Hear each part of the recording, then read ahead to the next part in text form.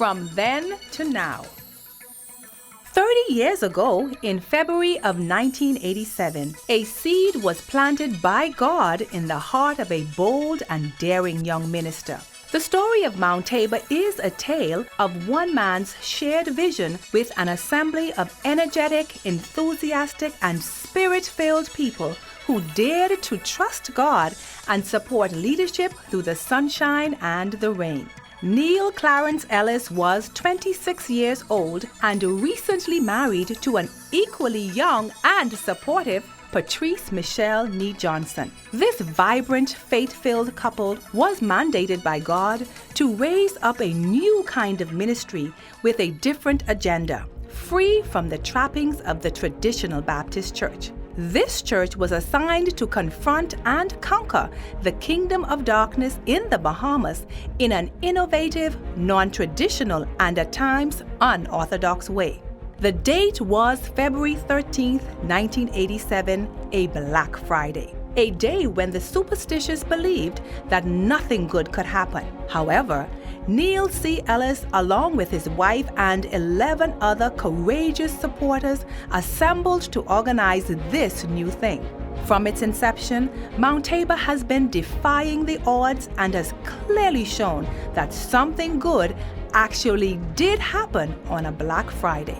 With the conference room of Chicken Unlimited on Mackey Street in New Providence as the place chosen for the meeting, this pioneering group of 11 convened with the Ellises to begin a journey that has brought us from then to now. They were all on one accord, determined to combine forces, garner up support, and stick with both the work and its dynamic young visionary to see where God would take them, and take them God certainly did.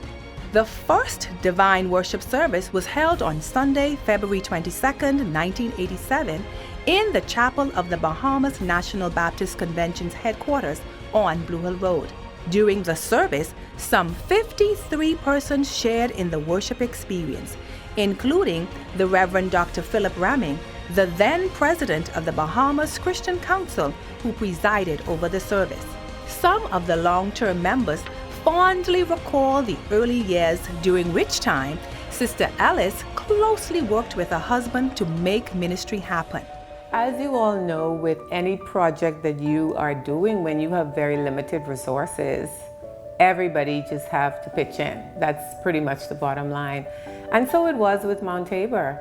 Remember now, we had 11 persons, just Bishop and myself. So of course we were all engaged in all aspects of ministry, from the MTC singers. We didn't have a choir. As we grew, we developed what was called the MTC singers, which really comprised only 5 persons. Of course, I was a part of that. I taught Sunday school. I was the lead greeter, usher. In the mornings, you greeted the people that would come by to visit. And then you ran back to continue teaching your Sunday school class. We had a borrowed building on Blue Hill Road. The old National Baptist Convention headquarters was where we were housed in the very beginning. And literally, I participated in every single component. From Blue Hill Road, we moved down to Pinewood Gardens in the tent. Well, that was just a whole nother episode and a whole nother experience again.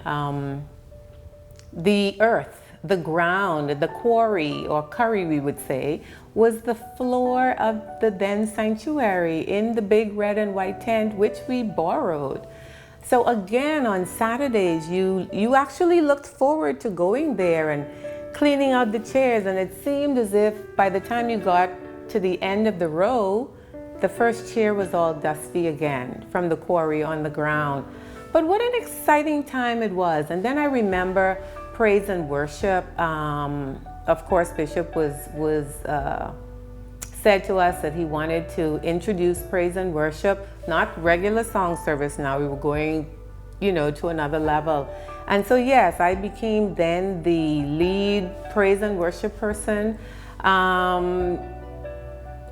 All of the experiences that I've had as a part of Mount Tabor Church had just brought me out of my shell. I was very shy. I'm still actually very shy, but duty called and it had to be done. Mount Tabor's music ministry has always been a vibrant and active music ministry.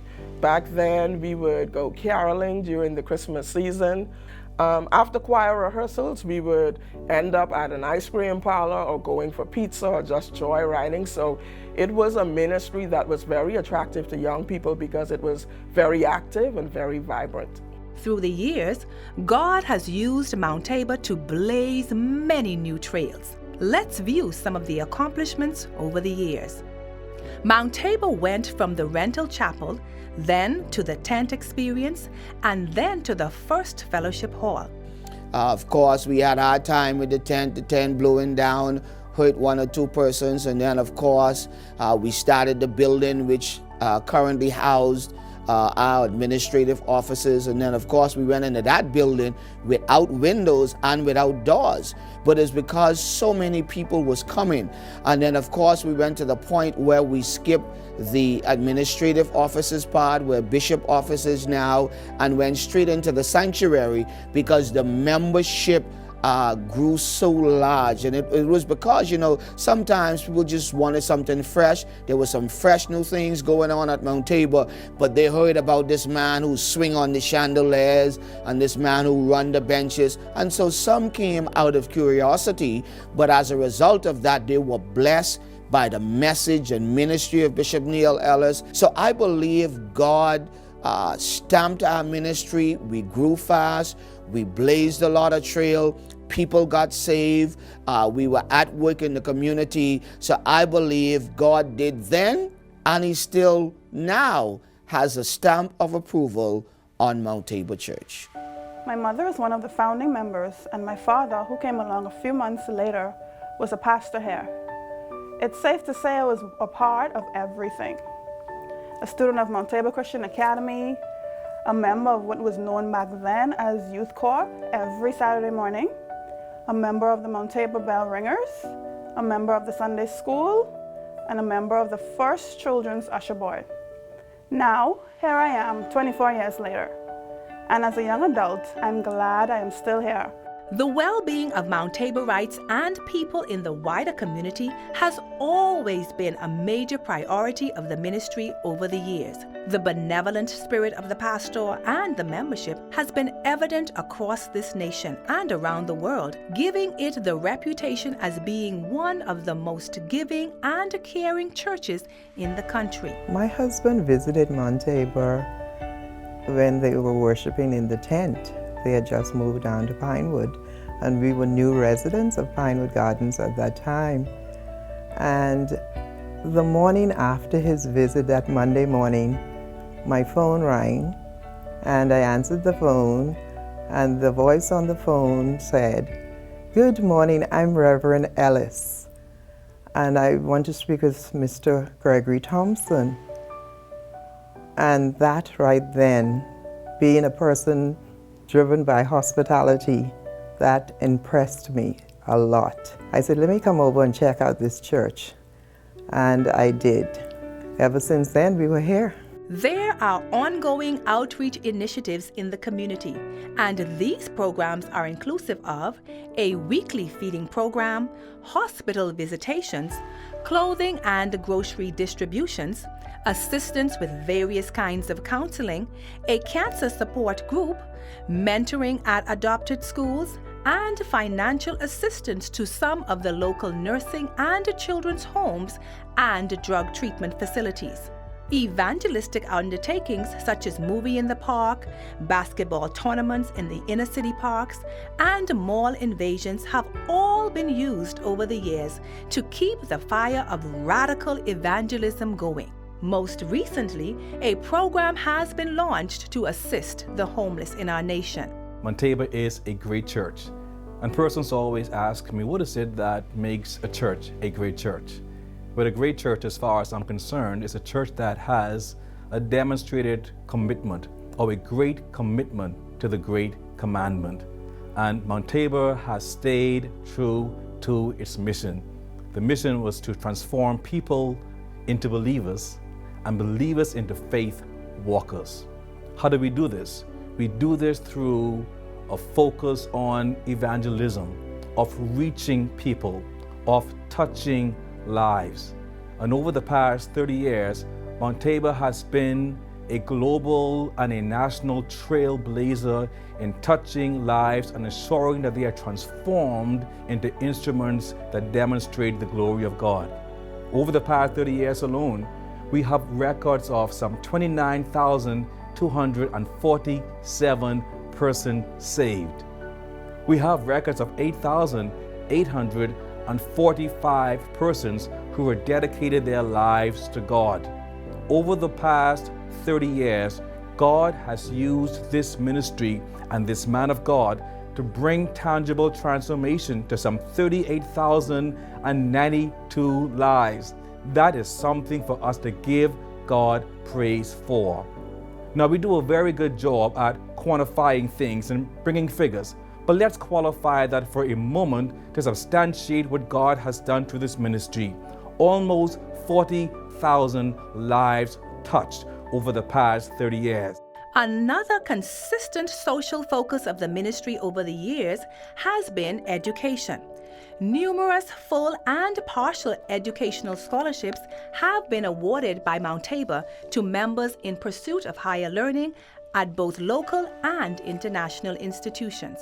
We got highlighted in the 7 o'clock on our GPA and our accomplishments and what's not. And we were streaming, knowing that we were streaming, and then Clint Watson called and asked us to broadcast an interview for ZNS. I joined the ministry at the age of 2.5 years old.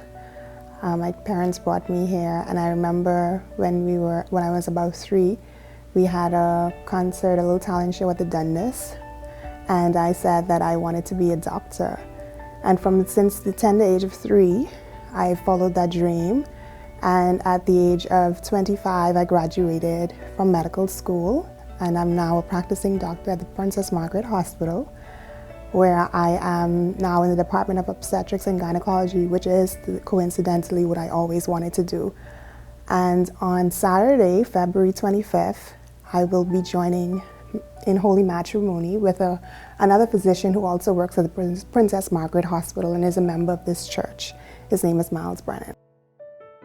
Mount Tabor has provided its membership with practical tools to assist with their financial growth and stability through an in-house savings program. In addition, a church group medical insurance plan was introduced. In another non-traditional and historic undertaking, in December of 1995, the Mount Tabor prepaid Visa card was launched in partnership with the Bank of the Bahamas. Mount Tabor became the first non-banking institution in the nation to launch this service. The prepaid Visa was an excellent idea. Seeing that a church is picking up that particular service for its members, I mean, persons were able to actually come to the church, complete your forms, and then your money, you just go and put it onto the account. And especially for us Bahamians who really like to just take the money to Miami, put it in the bosom, and all this money on you, that was a blessing. So I thank God for the church and the vision that Bishop Ellis has had and still has today. Early in 2006, the church provided another trailblazing and non-traditional opportunity for its members. In partnership with Colina Insurance, 5 investment groups were established, and now enlightened members appreciate the importance of investing as a means of future financial growth and security. By far, one of Mount Tabor's largest and most consistent initiatives for economic empowerment has been its ongoing housing programs in partnership with Arawak Homes Limited.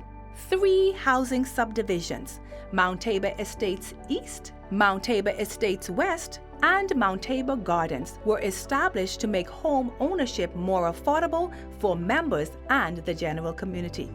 It was so many things that were accomplished during revivals here in the Bahamas. First of all, there was some pre-events and there were also post-event. what I thought was major was the fact that we were able to do 100 street meetings simultaneously across Nassau and indeed parts of the Bahamas. And then of course we had the revival, I'll get to that in a minute, but then the post part of it was that revival was held on every major family island in the Bahamas, again simultaneously on a 3-day weekend after the revival was held.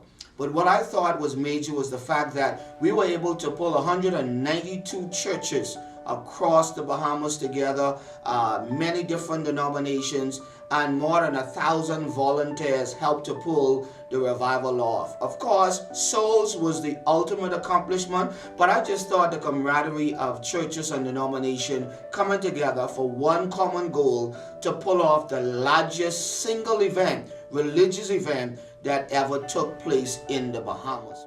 In February 2003, Mount Tabor led the way in hosting a national revival that was both historic and groundbreaking. In an exceptional show of unity, numerous denominational leaders and their followers, parliamentarians, and Bahamians from every walk of life gathered on Clifford Park for 5 days ablaze.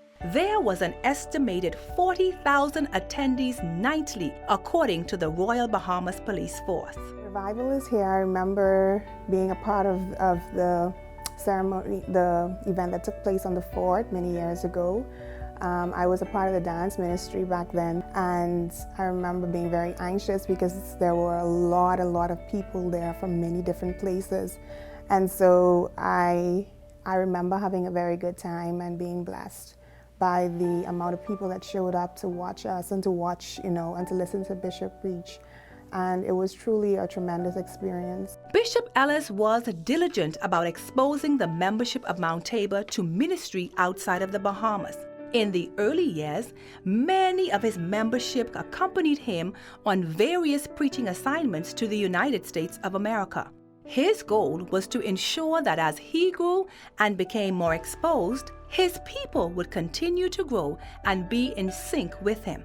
Annually, we would have our spiritual cultural exchange trip. And for 5 consecutive years, we traveled to the state of Florida, where we toured to several cities. And if you are a part of Mount Tabor's music ministry, you dare not miss that trip, because you would be teased for the rest of the year. It was the thing that everybody waited for every year. Mount Tabor Church's international exposure would go to the next level in 1995. Bishop Ellis was led by the Spirit of the Lord to connect with a newly formed ecclesiastical group based in the United States called the Full Gospel Baptist Fellowship, which was led by Bishop Paul S. Morton of New Orleans, Louisiana. Neither he nor his congregation could have imagined what a significant part this group would play in transitioning Mount Tabor from a local church to a global ministry. Full gospel was major. As a matter of fact, it gave so many of us an opportunity now to do ministry on the global platform and at a larger scale. Of course, our senior pastor, who rose to the rank of second presiding bishop, and then of course you had so many others here at Mount Tabor, Overseer Ilsa Evans, who served as the international overseer for youth for Full Gospel, and then of course myself, who served as general overseer of armor bearers. But so many of our staff was involved. Today, as we celebrate our rich heritage, our exciting present, and our glorious future, we lift our hands and hearts towards heaven with a spirit of gratitude, with one request. Lord, whatever you're doing in this new season, please don't do it without us. Certainly, we are ready and willing to trust you with our journey ahead. God has been faithful to us. He has called us to this work. We are carrying it out to the best of our ability, and with every bit of energy and enthusiasm that we have, God has been faithful. We are grateful and thank God for what He is doing and the legacy that Mount Tabor is going to leave here in the Bahamas and indeed the world.